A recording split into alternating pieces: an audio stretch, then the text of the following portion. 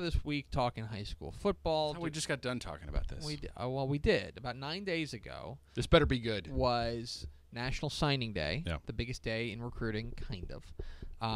And so the recruiting dust has settled on the class of 2018. And for me, look, the headlines I think are pretty easy to spot. Where did the 5-star guys go? Right. Who had the best class? Did you see what Texas A&M was able to do in a transitional class? All that fun stuff. Those are the big headlines. But I also think that there has been, now that the dust has settled, there has been a number of big-time storylines in the state of Texas that people aren't talking about that I think are worth mentioning and worth kind of discussing a little bit, because they are kind of important. And if you focus too much on the big stories, then maybe these things are going to up and nip you, and you're going to find out that these were the important stories all along. So we've got 5 underrated signing day headlines now that I've had a chance to process it all. And let's start. First one, it's H-Town Takeover. First, I thought Houston did okay on the recruiting trail, but I'm not talking about that. What I'm talking about is that if you go back and look at the class of 2018, and if you look at the Dave Campbell's Texas Football Top 100 recruits in the class of 2018, and you break them down by region, and you say, okay, who is in what region? The majority, I believe it's 34 of the top 100 recruits came from the greater Houston area. That is the recruiting hotbed right now. Now, DFW is right behind them. I think they're at like 31. Yeah. Right? So it's those two. But right now, if you need talent, and you need top-tier talent, at least for the class of 2018, Houston is where you went. Houston is what you wanted. That's where they had the biggest number of recruits. Now, part of that is that it's a big area, although it is smaller in population density than DFW is. But those two areas are always going to carry the water. And then you got into San Antonio. It was a nice year for San Antonio. You got into Austin, Waco, and then it's kind of scattered hither and yon to different areas. I believe East Texas had 5 top 100 recruits. So right now, the recruiting hotbed is Houston.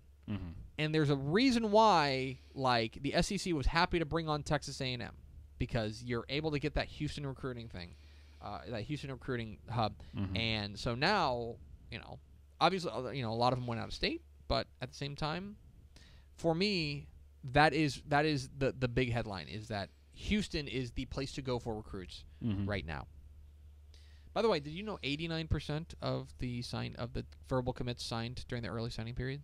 89%. That surprise you? I mean, I figured it'd be like 10 or 15 behind that, but very high. It's very, very high. 89%. On the high end of what I would expect. It's big.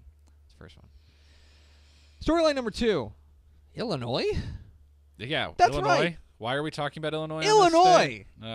First of all, Illinois is about as irrelevant a program to the state of Texas as you can maybe get.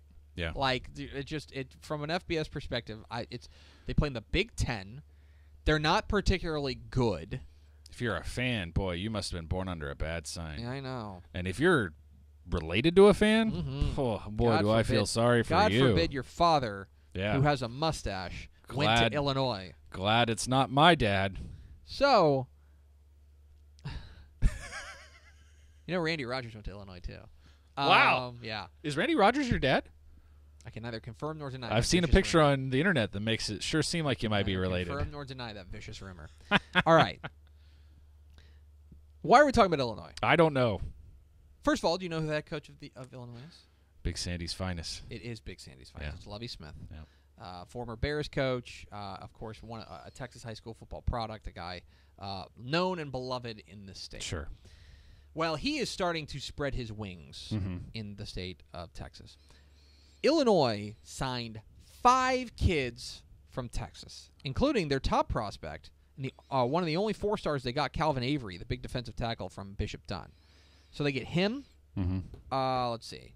They also get MJ Rivers, the Frisco Lone Star quarterback, who I've heard, there's rumors they might try to turn him into a defender. Sure. I've heard that. I don't know if that'll be a very lengthy DB or safety. Bishop Dunn guard Kevin Myers goes to Illinois. Defensive end Ezekiel Holmes from Wichita Falls Hershey goes to Illinois. And then Cisco College cornerback Nicholas Walker goes to Illinois. Why is that significant? Well, it's the first time since 1998 that they signed 5 kids from Texas. Illinois has been basically persona non grata in the state. Right. Nobody's really paid much attention to them in the state. They'll get 1, right, maybe 2. Yeah. But, like, to get 5? Yeah. That'll happen when you get a Texas coach. And that'll happen when you get a Texas coach. And so Lovie Smith is starting to spread his wings in Texas. And that is something to keep an eye on, because if they start coming down and taking 5 guys every year, all of a sudden things get interesting. Because it's still, I know we don't think about Illinois as this big, mighty power. It's still a Power 5 conference team that, and you talk about a team that's the only FBS team in their own state. Yeah. That is, or no, Northern Illinois is. But I would say that, they barely count. The only Power 5 team, right? And so... What about Northwestern? They don't count. What? They do count, I know. 1 of 2, then. And for me, if they start coming down and start plucking 5 kids every year, then all of a sudden that's something to keep an eye on. What about Illinois State? They're not FBS.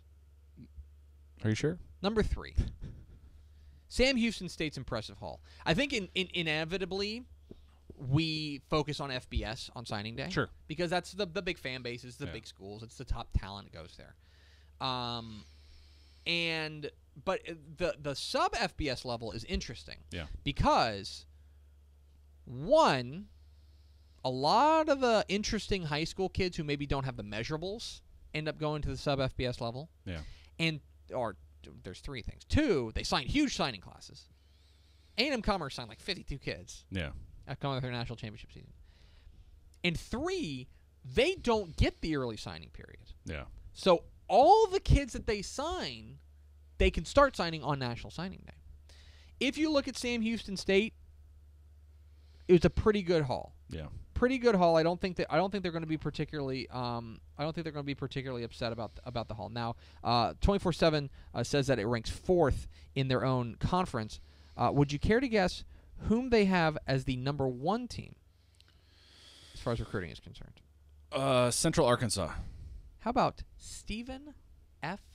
Austin? Wow. Southland Conference made a haul. Okay. Cam Arnold, the quarterback from Cy-Fair, of course, guided them to a state championship.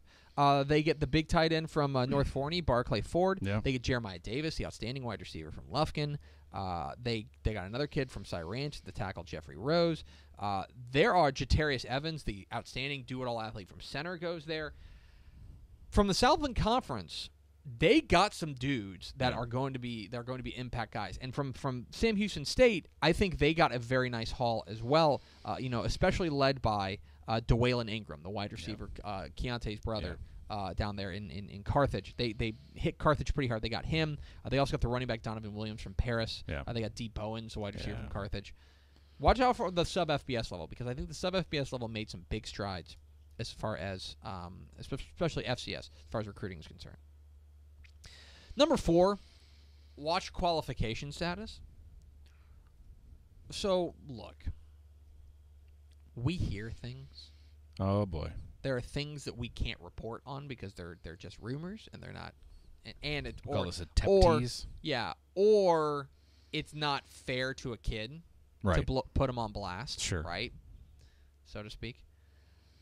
But I will tell you that there are a number of kids from Texas who signed with Texas FBS programs, major Texas FBS programs, that, from what I have heard, are won't qualify. Yeah. And won't academically make it. Now, this happens. This does happen. This happens every single year. Yeah. This happens every single year.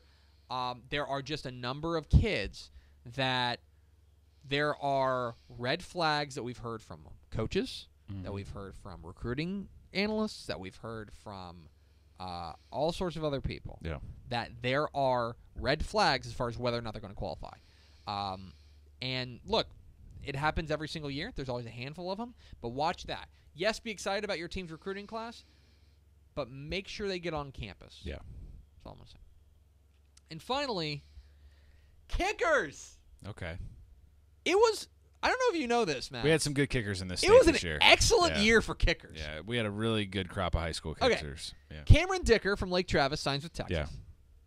Seth Small from Katy signs with Texas A&M. Bubba Baxa Yep. from Pasadena Memorial, who's kicker / punter, I believe, signed with Miami. The U. Yep. I wonder if he's going to get the turnover chain. Oh. I am officially rooting for Bubba Baxa to get the turnover chain. Let's hope so. Chris Kessler, the kicker from Longview, signs with Texas State. Cole Talley from Rockwall, signed with Army. Gavin Bachel, I've actually never said your name. I'm very sorry, Gavin. He signed with UTEP. And then you also had Clayton Stewart from Flower Mound, signed with Texas State as well. Yeah. It was a very good year for kickers. Very good year for kickers. And a lot of them stayed in state. There you which go. I appreciate. So you learn something new every day. Again, we're just talking about things people are nobody talking about. And you want to talk about guys that can make a difference. I do know Texas fans are pretty excited about Dicker the kicker. Cameron Dicker legitimately is one of those high school kickers that blows your mind. The stuff that he was able to do at the high school level is not something he's see really very good. often. Seth Small is really good at Katy, too. I will say, regardless of how good any of these kickers are, making that transition to a much more pressure-packed environment in college is never easy, and that is why we have the hashtag college kickers. Hashtag college kickers. But anyway, I'm hoping they all turn out to be great dudes and end up playing on Sundays. That'd be awesome. Anyway, we now have new hashtag college kickers. Keep an eye on them.